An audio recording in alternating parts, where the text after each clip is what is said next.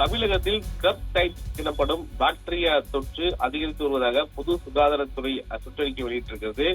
ரிக்கட்சியா என்னும் பாக்டீரியா பாதித்த ஒட்டுண்ணிகள், உயிரினங்கள் மற்றும் மனிதர்களை கடிக்கும் போது இத்தொற்று ஏற்படும் என தெரிவிக்கப்பட்டிருக்கிறது. இதனால் காய்ச்சல், தலைவலி, உடல் சோர்வு மற்றும் தடிப்பு ஆகியவை இதற்கான முக்கிய அறிகுறிகளாக கண்டறியப்பட்டுள்ளன.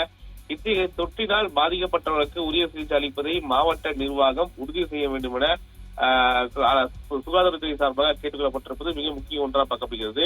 மேலும் இதை பொறுத்தவரைக்கும் நோயை கண்டறிவது, அதாவது மிக முக்கியமாக சொல்ல வேண்டுமென்றால் இந்த நோயை பொறுத்தவரைக்கும், அதாவது சென்னை, காஞ்சிபுரம், திருவள்ளூர், திருப்பத்தூர், செங்கல்பட்டில் நோயின் தாக்கம் அதிகம் உள்ளதாகவும் தெரிவிக்கப்பட்டிருக்கிறது. தமிழகத்தில் கிழக்கு மற்றும் மேற்கு தொடர்ச்சி மலைகளில் ஸ்கப் டைப் நோய் தாக்கம் இருப்பதாகவும், விவசாயிகள், வனப்பகுதியில் வசிப்போர், புதர் மண்டிய பகுதியில் இருப்போர் நோயால் பாதிக்கப்படலாம் எனவும், நோய்க்கு மருத்துவ பரிந்துரைப்படி அசித்ரோமைசின் குறிப்பாக டாக்டிக்கல் மருந்து தரப்படும் என பொது சுகாதாரத்துறை தெரிவித்ததாலும் கூட மக்கள் பாதுகாப்பாக இருக்க வேண்டும் எனவும், மக்கள் பயப்பட வேண்டாம் எனவும் பொது சுகாதாரத்துறை தெரிவிக்கப்பட்டிருந்தாலும் கூட மக்கள் முன்னெச்சரிக்கையாக இருக்க வேண்டும். குறிப்பாக அதற்கான நோய் வராதற்கு முன்பாக கண்டறிந்து உடனே மருத்துவரை அணுக வேண்டும் எனவும் பொது சுகாதாரத்துறை தெரிவித்தது. அதன் அடிப்படையில் ஸ்கப் நோய் தொற்று பரவுவது தொடர்பாகவும், எந்தெந்த வகையில் பரவுகிறது வாய்ப்பு இருப்பதாகவும் மற்றும் யாருக்கெல்லாம் பரவும் என்ற அடிப்படையில் பொது சுகாதாரத்துறை சுற்றறிக்கை வெளியிட்டிருப்பது மிக முக்கிய ஒன்றாக பார்க்கப்படுகிறது.